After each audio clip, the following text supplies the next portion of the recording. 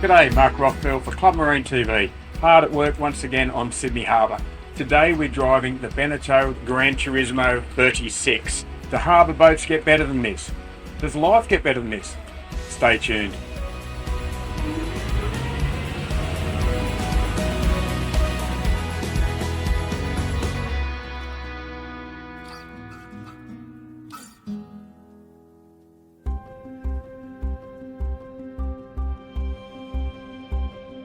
The 36 comes with a choice of outboards or stern drives, but in this case, the big selling feature of a stern drive is this aft platform. Full beam, uninterrupted.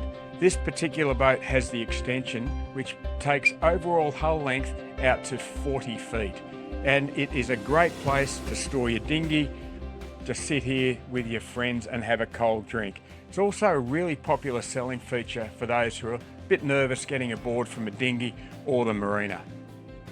Just looking around at some of the features, nice mooring cleat here, shore power access, really convenient. There's courtesy lighting and also just a hot and cold shower on the starboard side. So as soon as you get out of the water, shower down and off you go.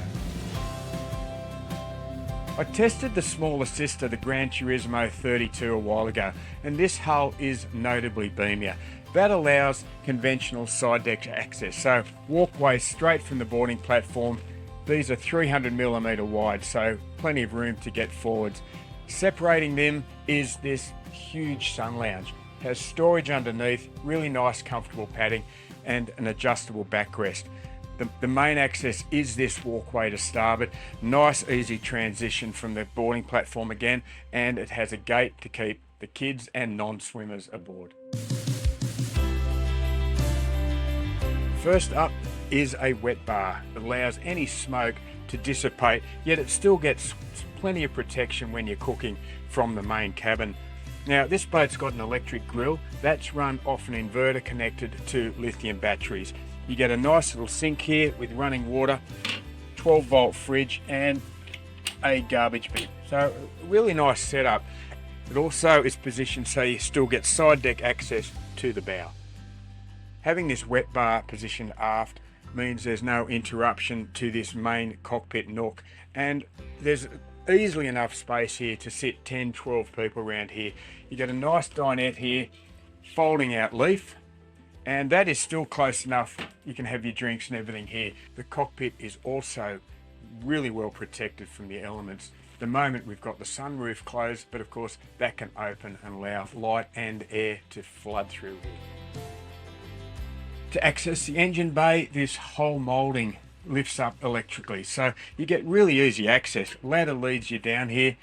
It is a little bit compact here. You can get access to everything though from a servicing point of view. The twin tanks, 816 litres of fuel in total. There is room down here for a genset if you want to option that as well. On the outboard boat, this becomes a giant lazarette.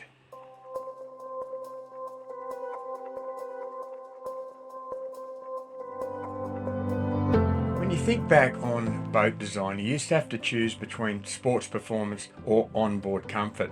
But with these new generation designs, you can have the best of both. The helm area is a classic example. Outside it's sleek and svelte, but inside it's nice and light, bright and airy.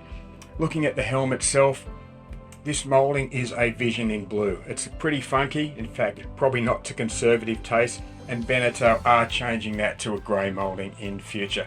I quite like it though. On the dash itself you have space for two 12-inch Garmin screens. This boat gets away with one. Amongst some of the options, it comes with a bow thruster and also a joystick. This particular boat is in an ownership scheme and that makes really good sense. As part of the package you get a phone charger and also really clear display of all the switches. The steering wheel is tilt adjustable, so you can drive the boat either standing up, which you tend to do if the sunroof's open, or just comfortably sitting down, and you do get a bolster if you want to do both.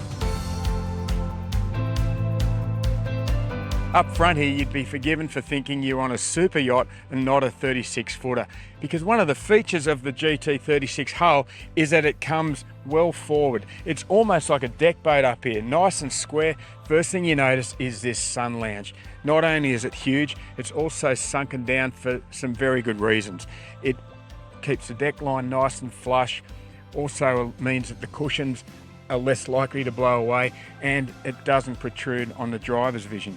This whole area can also be covered with a Euro awning. Just put the poles in, string it out across, and then you can sit here in comfort, under shade, head on a backrest, and music coming out these two speakers. Having this nice square bow also means you get a huge anchor locker. Has a Lumo winch, chain, all drops really conveniently, and you have your control here too, close to hand.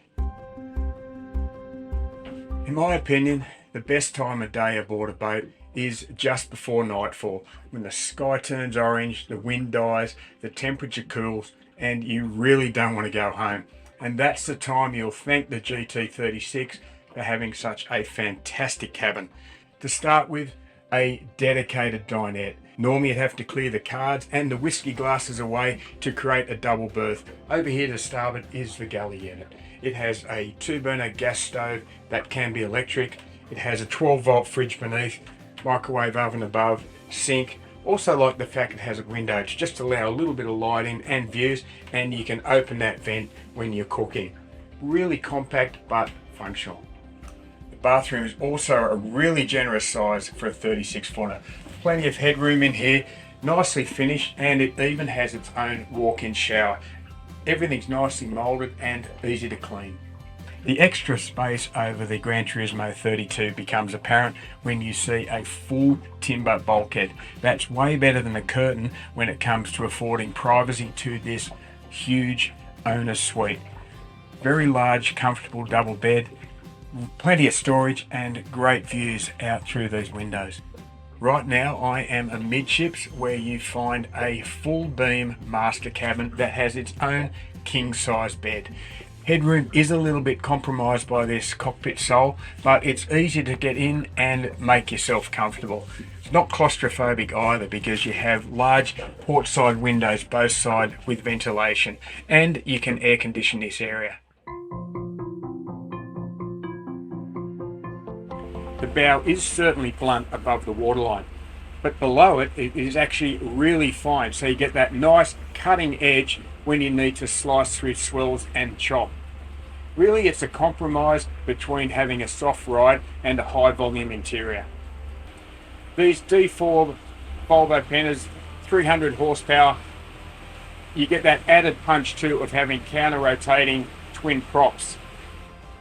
Idling along, we've got around about 5 knots at the moment, 1000 RPM, and our fuel burn rate is only 2.8 litres per motor. Another advantage of diesels is they are so fuel efficient at these lower displacement speeds. Let's get her up now. Notably shielded here with the sunroof and the windows closed. Blowing about 20 knots of headwind at the moment, but really comfortable on Sydney Harbour.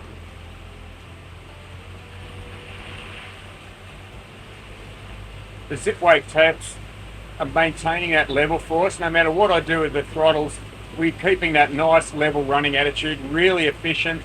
Speed jumping up now, 1600. The speed's now at 10 knots. Fuel usage has jumped, still only 25 litres in total. Let's give it some more herbs. Really look forward to seeing where that turbo comes in. Up now, just hit the planing speed. Off we go, 13, 14 knots, 2400 RPM, and 60 litres in total of fuel. But we're really nicely away. Didn't have to touch the trim. I love that. And I think we're about to find out. There you go. Right there. 2700 revs. The turbos are kicked in and we are flying along now. We've jumped to 20 knots. Fuel's still just around that 60 litre per hour mark, which is incredible. Steering feels really nice and light. One finger. Hull is riding perfectly. Taking this chop in its stride. And let's get her going a bit more now. I want to see where she's at mid-range performance. Still got plenty of punch. A lot to be said for this sort of diesel propulsion. 3100 RPM now, 26 knots, doing it effortlessly. Throwing into a bit of a hard turn now. And let's see how she goes. Yep, she's hanging in there. One finger on the wheel. Amazing. That is turning so tight. Just make sure your vision does get slightly impeded when the roof's closed and due to those side pillars, but the way this boat can handle it is so agile that you can just throw it around for a big boat. And let's get it fully cranked up now. We're going downwind, perfect clear runway ahead of us. I tell you what, I'm enjoying this. 3600 RPM, I reckon that's about as many as we're going to get. 32, 33 knots. Fuel usage is 55 litres per side, so 110 litres per total, drinking from that 816 litre fuel tank. In this business, you shouldn't have preconceived ideas, because I thought with the diesel power and that bluff bow and all the other factors that the Beneteau would only be maybe an average performer, but it is way, way better than that. It is a sterling performer in all conditions. Looking around, there's not many boats on the market that can compete with the Gran Turismo 36, particularly at its price point.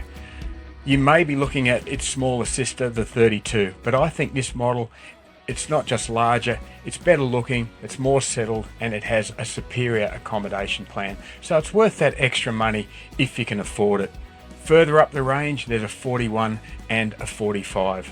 Starting price of this model, as you see it, is $750,000, and that is extraordinary value. Some of its competitors are twice that. Looking at those diesel motors as an alternative to the outboards, when those turbos kick in, you go from naught to lots of fun in no time, and they're really quiet and efficient, so definitely worth considering.